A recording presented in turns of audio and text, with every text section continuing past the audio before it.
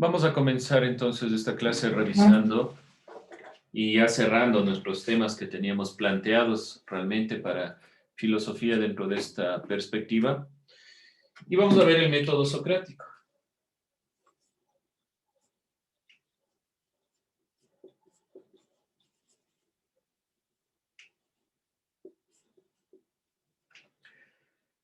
Frente al problema de la liberación y la libertad. El objetivo es aplicar este método socrático en reflexiones, problemas en cuanto al tema de la libertad y la liberación, que son conceptos propiamente de la filosofía latinoamericana.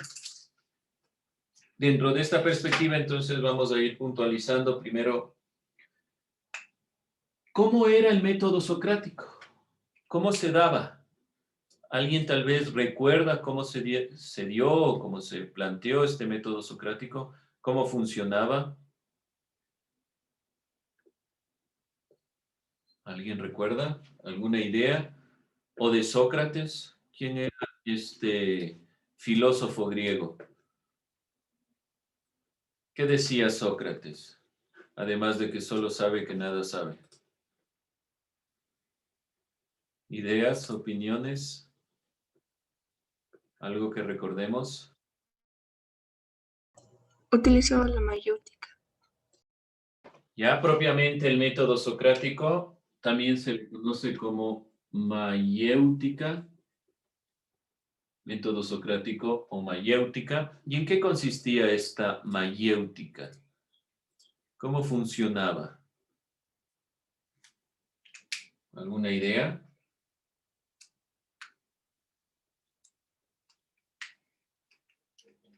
¿No? ¿Algo de Sócrates? Bueno, vamos a ir viendo entonces. Sócrates, primero, Sócrates del 470 antes de Cristo al 399 de lo que se conoce de su vida. ¿Por qué razón de lo que se conoce? Porque no escribió nada. Lo que conocemos de Sócrates es a través de su discípulo. Platón es uno de los grandes pensadores de la filosofía y del pensamiento griego. Es conocido porque uno de sus discípulos, obviamente Sócrates, que estaba planteando, es quien ha retratado a través de sus textos la forma en la cual pensaba. Para transmitir sus enseñanzas, Sócrates utilizaba el método denominado mayéutica, que literalmente del griego significa dar a luz. Dar a luz, que para Sócrates las ideas. Dentro de esta perspectiva, el objetivo final, el objetivo es buscar la verdad.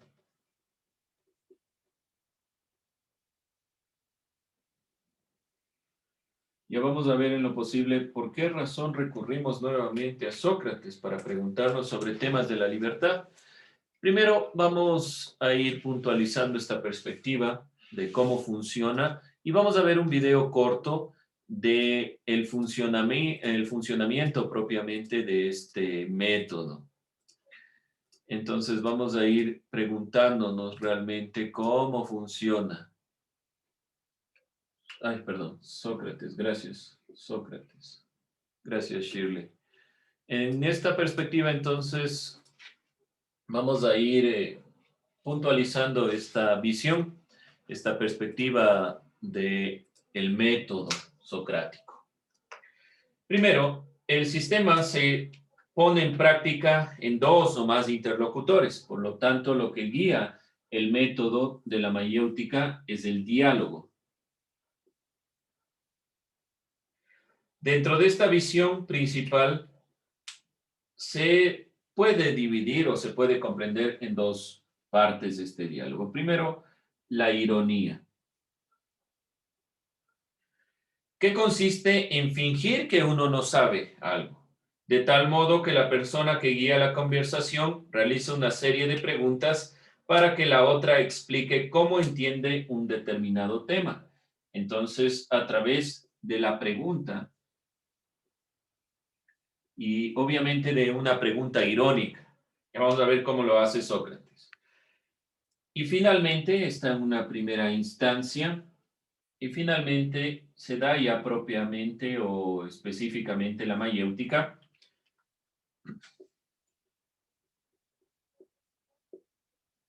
Podemos poner este paso, aun cuando dentro de lo que yo he revisado de Sócrates, podemos plantear que hay algunos elementos dentro de la perspectiva, los vamos a sintetizar así.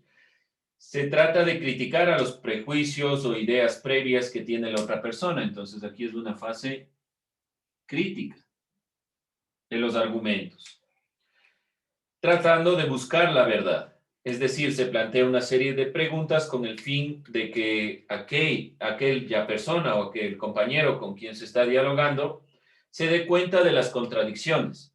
Entonces la crítica, el objetivo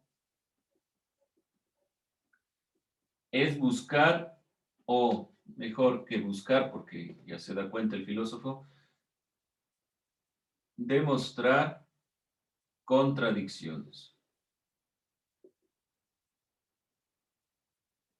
Dentro del pensamiento, ideas contrapuestas, contradicciones en el propio argumento. Entonces podemos plantear estos dos, como decirlo, partes, elementos del diálogo como tal.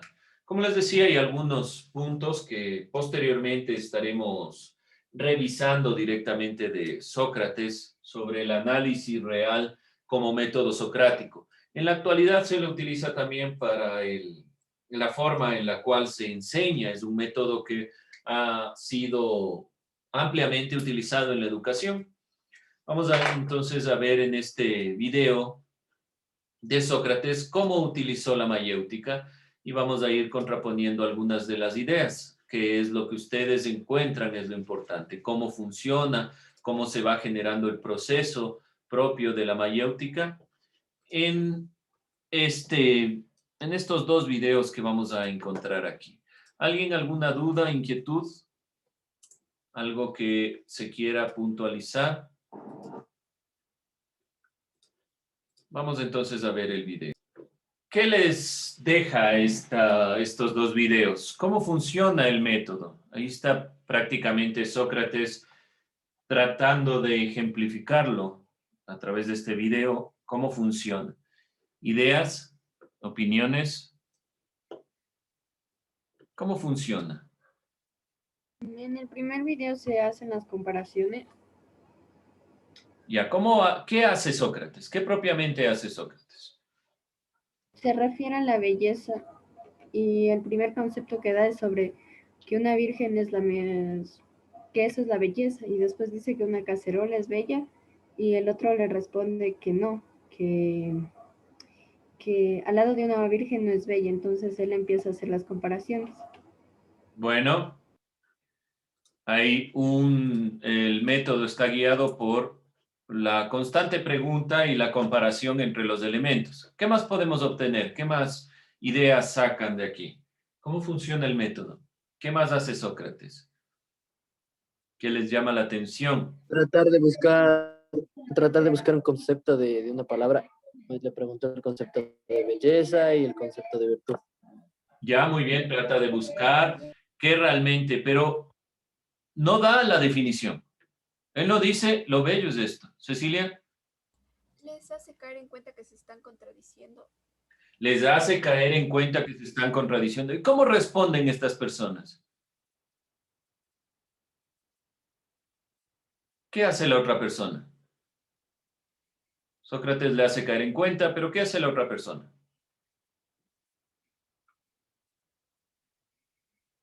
¿Qué es lo que hizo Hipias? Como le evadió. Trata de evadir. ¿Por qué? La ironía, que es una parte fundamental del pensamiento socrático y de este método, por lo general hace que la otra persona, no es que realmente las personas caen en cuenta de los errores, sino que se molestan al principio. Tratan de evadir la respuesta, tratan de dar otra respuesta para sustentar lo que están diciendo. Es normal lo que está planteando Sócrates aquí, está mostrando, realmente es que en el diálogo no es que vamos con otra persona y decimos, yo opino esto, y la otra vez decir, sí, qué bonito, ¿qué opina usted? Y de ahí yo le doy mi criterio y así todo, qué bonito que opinamos. En realidad, a través del método socrático y a través de la ironía, por lo general las personas se enojan ¿Por qué razón? Porque ese es uno de los limitantes dentro del pensamiento en general.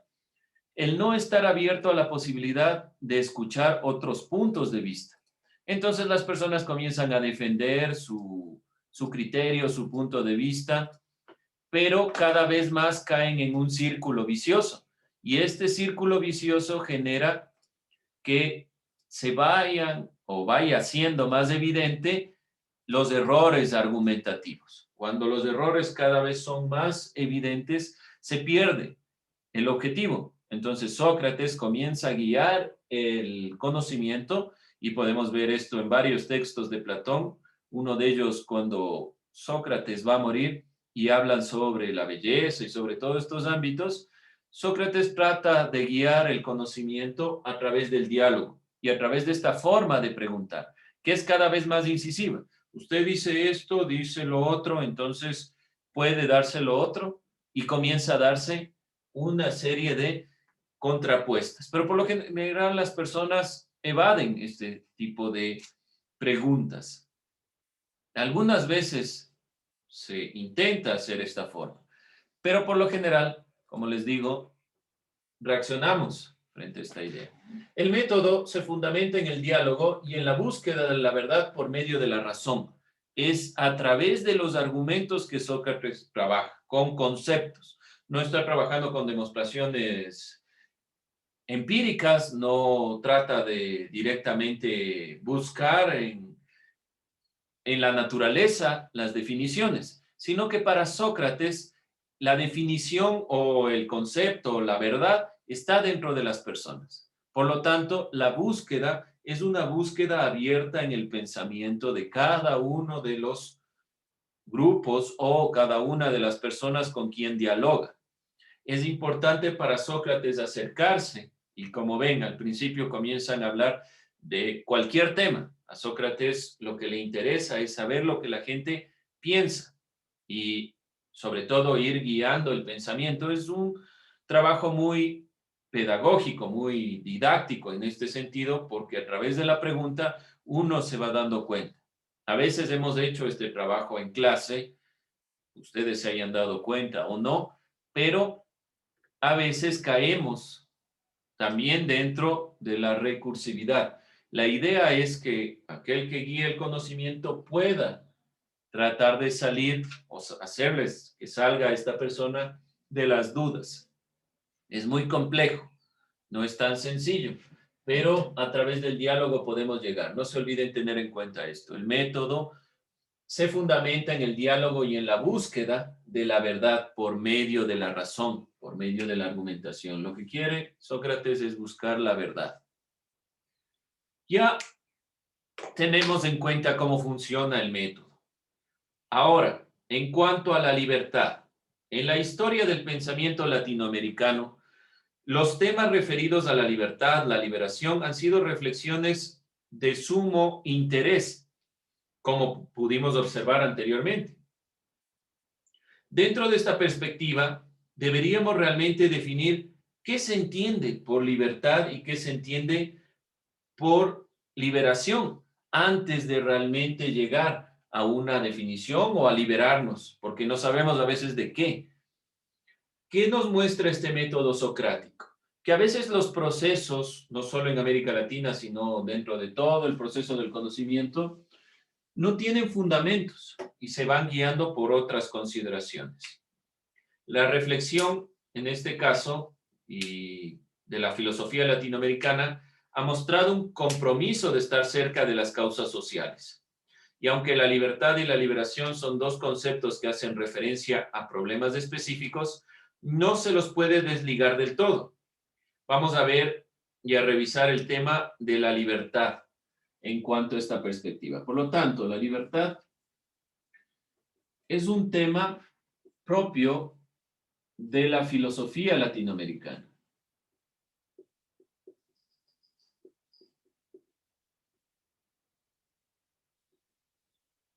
Dentro de esta perspectiva y de esta visión, debemos realmente entender qué es la libertad.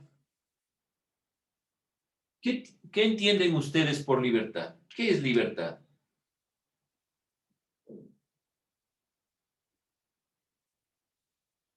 ¿Qué es libertad? ¿Alguna vez se han preguntado qué es la libertad?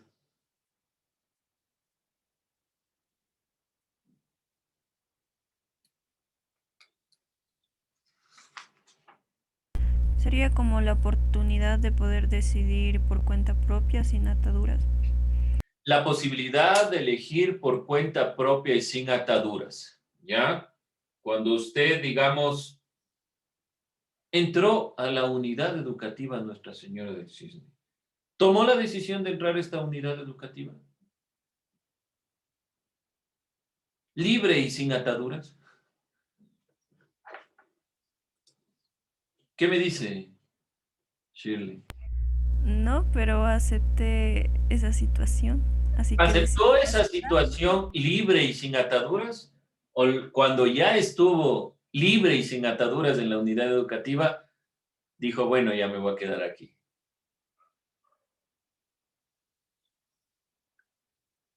¿Qué pasó?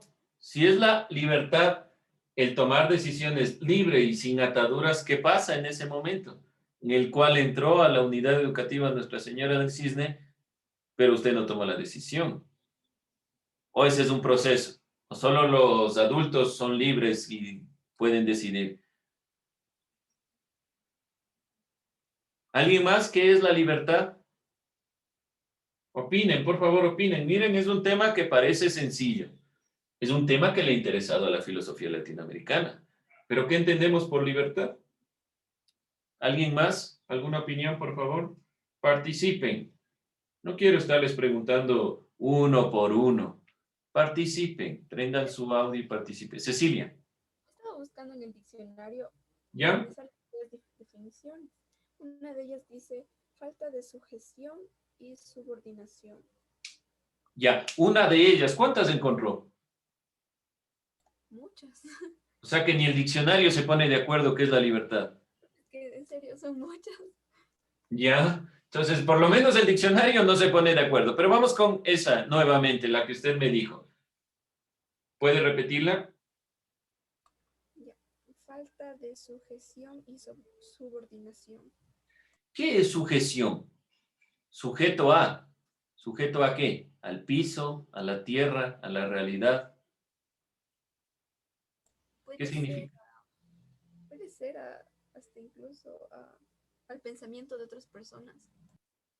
¿Eso dice el diccionario o lo dice usted? No lo digo yo. Ah, ya. Entonces ya le di un plus al diccionario. Una definición más del diccionario. Ya. Sujeto al pensamiento de alguien más. Parece mucho dentro de la perspectiva del pensamiento latinoamericano. Entonces, ¿qué es la libertad? Separarme de ese pensamiento. Dígame alguna materia que usted haya aprendido que no sea del pensamiento de alguien más.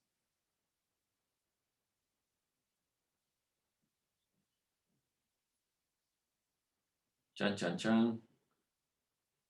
Dígame, por ejemplo, yo aprendí, qué sé yo, matemática sin recurrir al texto de matemática que escribió alguien más. ¿Puede hacer eso? ¿Qué me dice Cecilia? Creo que no. Entonces, ¿no está sujeto al pensamiento de alguien más? ¿Y de qué se libera entonces?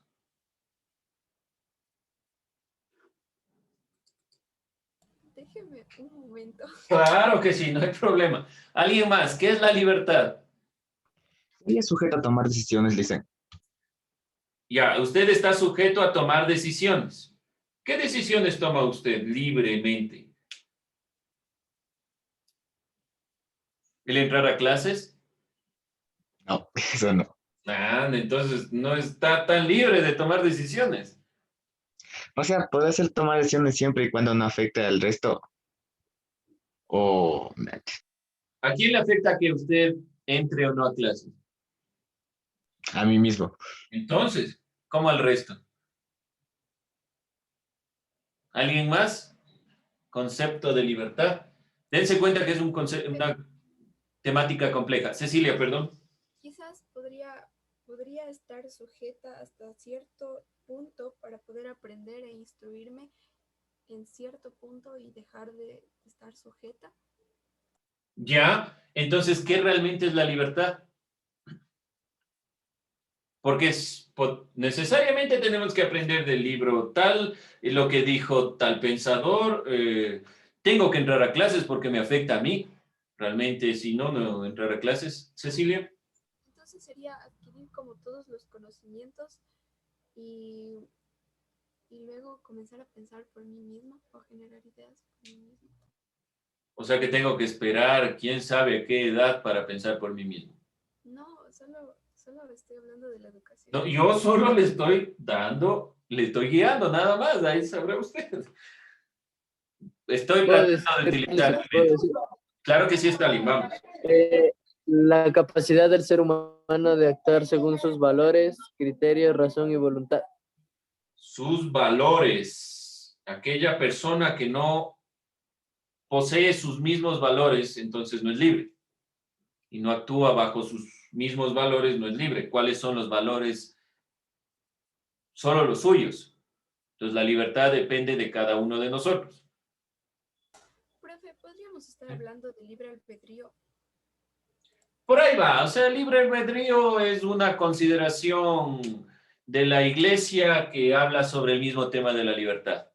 Ahora, que Dios nos haya dado el libre albedrío o que no nos haya dado Dios, en este punto no lo vamos a juzgar. Libre albedrío es la posibilidad en cuanto a la religión, pero si quiere relacionarse a eso, defina qué es libre albedrío. La capacidad de tomar o buenas o malas decisiones.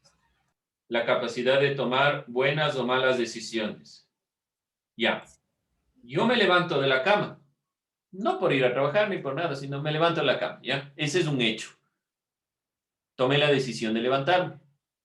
¿Es bueno o malo? ¿Qué me dice Cecilia? ¿Es bueno o malo?